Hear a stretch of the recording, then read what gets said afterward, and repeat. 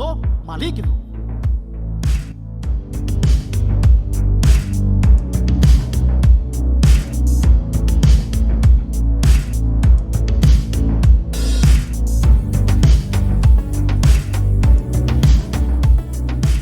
Tem que vir os doentes, os mancos, os aleijados, aqueles que estão tristes, desanimados, porque aqui há a alegria do Espírito Santo de Deus, e a alegria do Senhor é a nossa força. Louvado seja o nome de Jesus.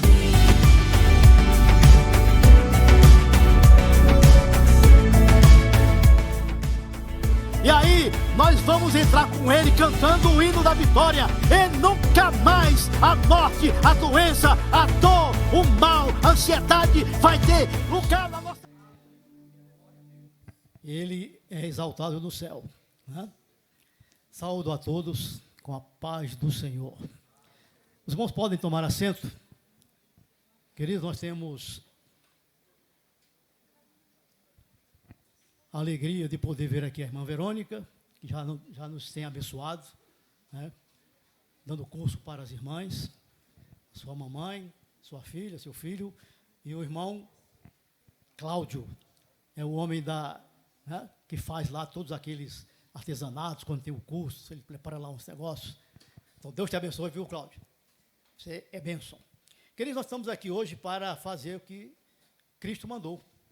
Ele disse que era para nós lembrarmos da sua morte. Então, ceia é isso. Já falei para os irmãos aqui que muitas igrejas evangélicas trazem um pouco do catolicismo para dentro da igreja. E um monte de igreja aí comemorando a Páscoa. Queridos, nós não estamos naquele negócio. Nosso negócio é aqui. A Páscoa é Ele. Paulo escrevendo diz, Cristo é a nossa Páscoa. O resto é invenção. É coelhinho, né? Nunca vi coelho botar ovo, mas nesse negócio da Páscoa aí tem o ovo do coelho, né? Que é o ovo lá do chocolate, né? E fica todo mundo querendo comer ovo de Páscoa.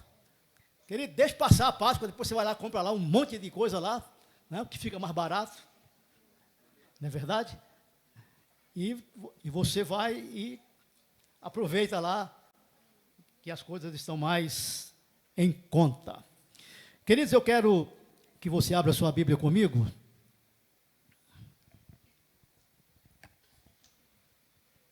No Evangelho de Jesus Cristo, segundo escreveu Marcos, também chamado de João Marcos, capítulo de número 7.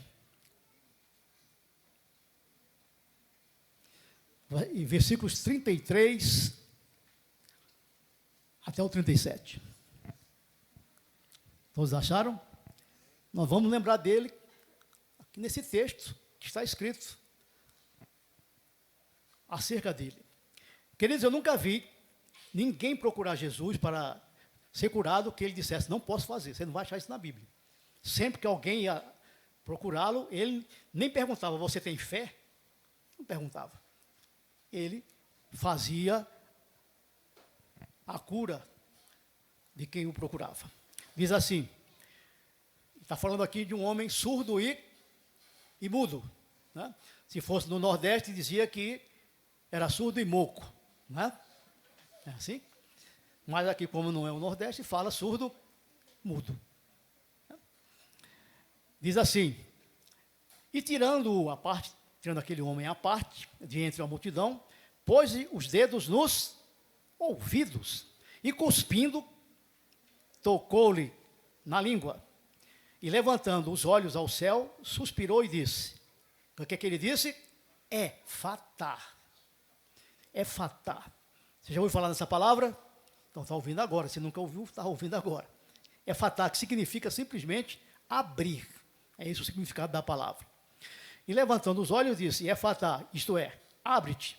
E logo se abriram os ouvidos, e a prisão da língua se desfez, e falava perfeitamente. Amém, queridos? Você sabe que se a pessoa não tiver língua, ele não consegue falar. Ele não consegue falar. Louvado seja o nome do Senhor. Queridos, eu quero dizer para vocês que esse texto ele nos leva a alguns conhecimentos acerca de Jesus liberar uma palavra. E ele liberou uma palavra para este homem. E nós temos nos evangelhos alguns casos que mostraram Jesus a liberar palavras de poder. Você já ouviu falar num livro que diz assim, as suas palavras têm poder? Mas ali está falando de palavra de quem? Dos homens. A nossa palavra não tem poder nenhum. O poder é da palavra de Jesus. O poder é dele. Né? Quando a gente diz que a oração do justo pode muito em seus efeitos, isso não significa, né, que a gente tem o poder de fazer qualquer coisa, se do alto não vier para que nós façamos. Louvado seja o nome do Senhor. Primeira palavra que eu quero falar para vocês aqui nessa manhã é a cura do paralítico de Cafarnaum. Está lá em Marcos 2, 1 a 12.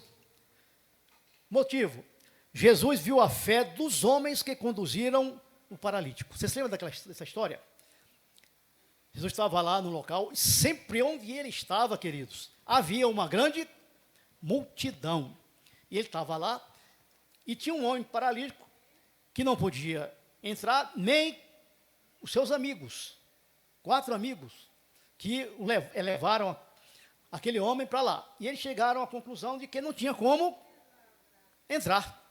O que eles fizeram? Subiram lá no telhado, abriram lá um buraco e desceram a cama. A fé não era daquele homem, a fé era de quem? Dos amigos dele. A fé era dos amigos dele. Né? Às vezes a gente precisa ter alguém, né, que tenha fé quando a nossa fé falha. Quando a nossa fé falha. Aí Jesus diz para ele uma palavra de poder da seguinte forma: perdoados estão os teus pecados. Levanta-te. E a Bíblia diz que o homem se levantou. A palavra de poder é resultado direto da ação de Jesus Cristo. E o homem ficou completamente curado. Segunda coisa, a mulher cananeia. Vocês se lembram que certa mulher chegou para Jesus e pediu para que Jesus curasse a sua filha, libertasse a sua filha, que estava endemoniada. Queridos, muitas vezes a gente não sabe o que é, mas aquela mulher, ela sabia. Ela disse: tem misericórdia da minha filha, que está miseravelmente endemoniada. Está endemoniada. A mulher possuía uma grande fé. Está no versículo 28 do capítulo 15 de Mateus. Jesus considerou sua fé e então deu-lhe uma resposta qualificada. Ademais, Jesus não precisou estar próximo à pessoa necessitada para liberar as palavras. Você sabe que a gente canta muitos corinhos na igreja, mas muitas vezes os hinos que a gente canta, os corinhos que a gente canta, eles têm um monte de heresia. Um monte de heresia. E a gente canta, é bonitinho, a gente faz assim, desse jeito e tal. Né? Já falei para os irmãos aqui que a Cassiane, ela canta muito bem, os hinos dela são bonitos. E ela canta um hino lá dizendo que oração é alimento. E isto não é verdade. Oração não é alimento. Oração é um meio de você chegar a Deus e expor as suas necessidades, de louvar a Ele. A gente hoje vive uma época que os crentes são todos mendigos, ou seja, a gente só ora para pedir. A gente não ora para agradecer, mas para pedir é uma maravilha. Né? A gente pede, Senhor, tem misericórdia de mim, Senhor, me abençoa, me dá isso, me dá aquilo, Senhor, me dá isso, me dá aquilo, ora pelo outro, ora para todo mundo. Mas esquece de louvar a Deus. Né? Oração também é para isso. Então, a oração não é alimento. Tem um outro corinho que a gente cantou demais, que fala sobre o Espírito de Deus se move em em você. Aquilo é um hino que é louvor a um homem. É um homem. Você é importante para Deus. Você é como o ouro puro do Ofir. Então são coisas que são inventadas e a gente vai e não para nem para pensar no que está cantando. Cantar é bom? É bom, é maravilhoso, né? Louvar a Deus. No texto que foi lido aqui nessa manhã, e outros textos que falam de que quando Cristo instituiu a ceia, diz que depois dele cear, ele cantou um hino. Você já leu isso na Bíblia?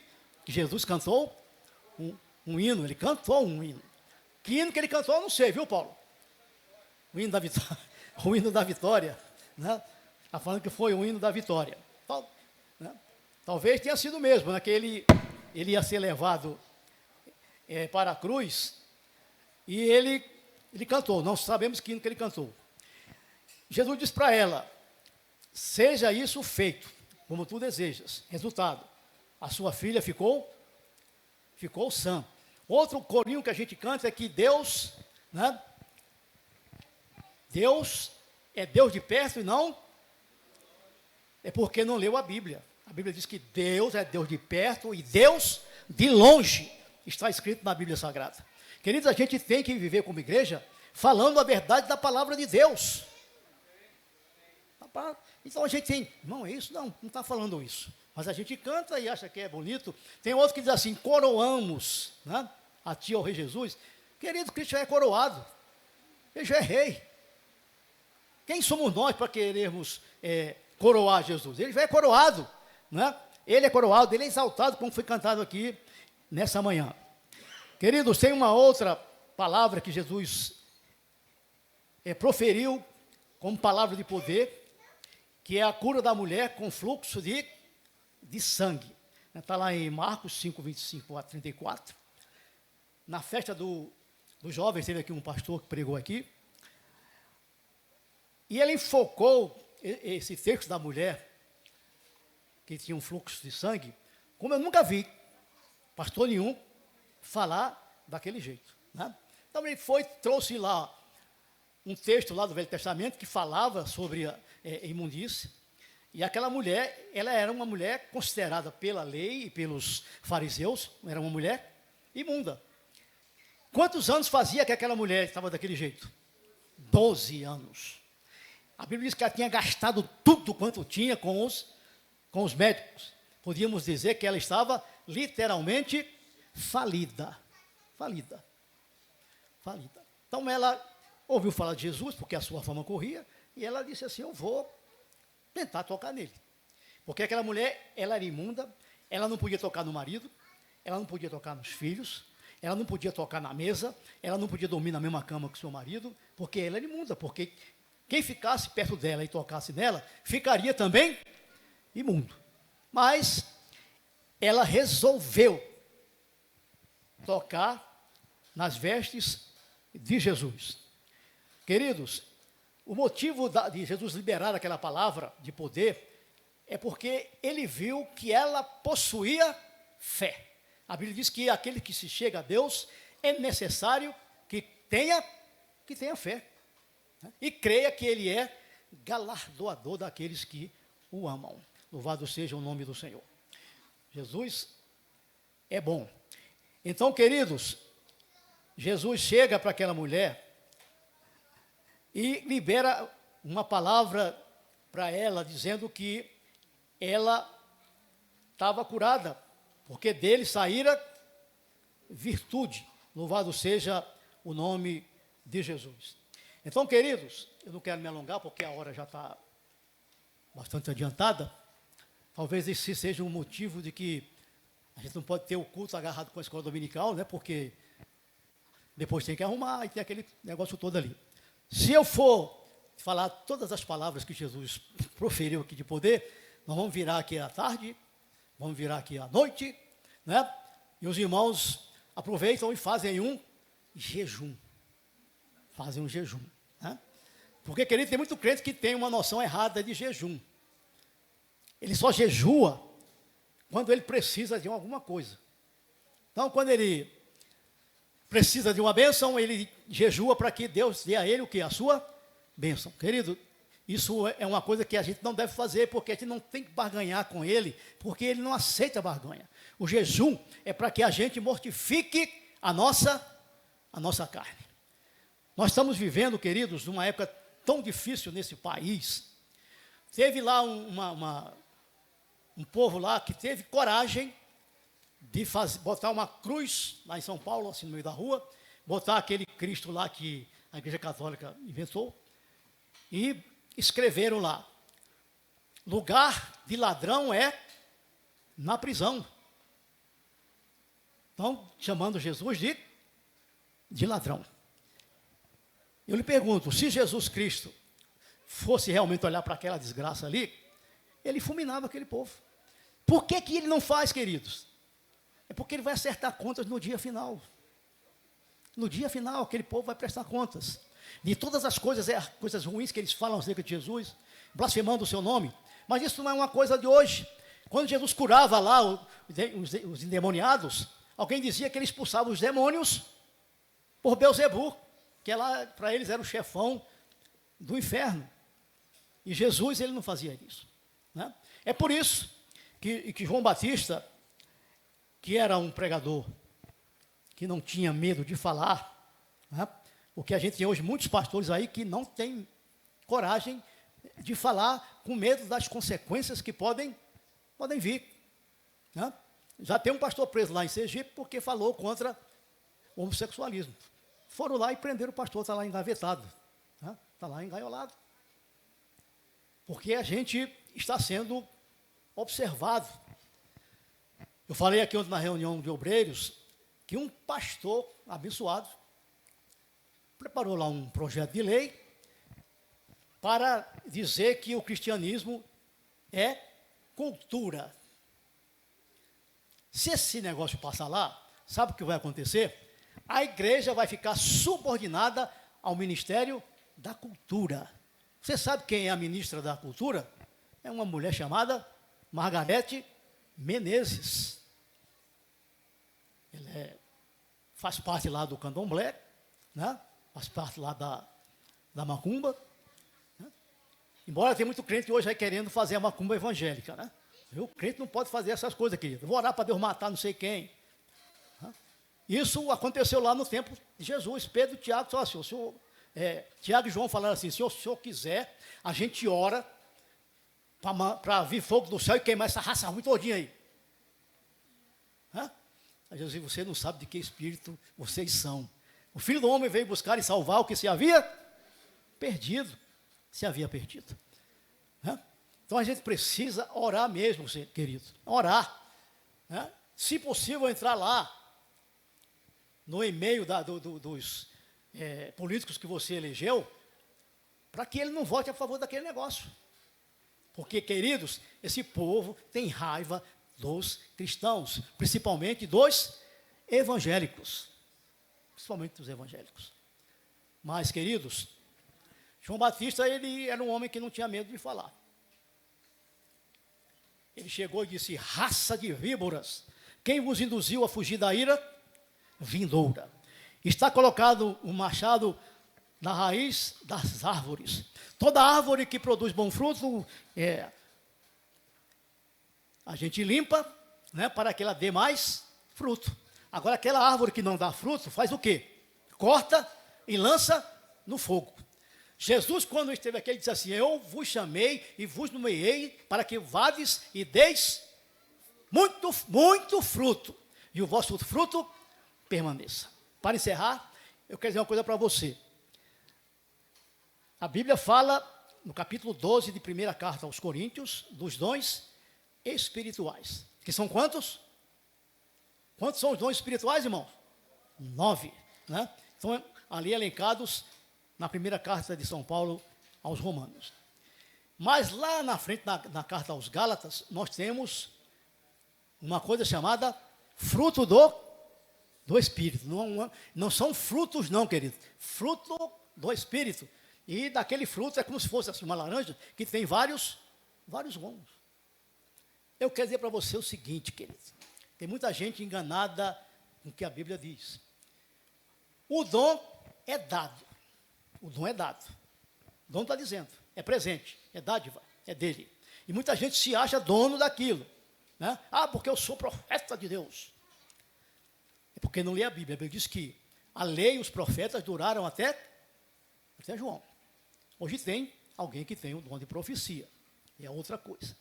Mas o fruto, queridos, é produzido.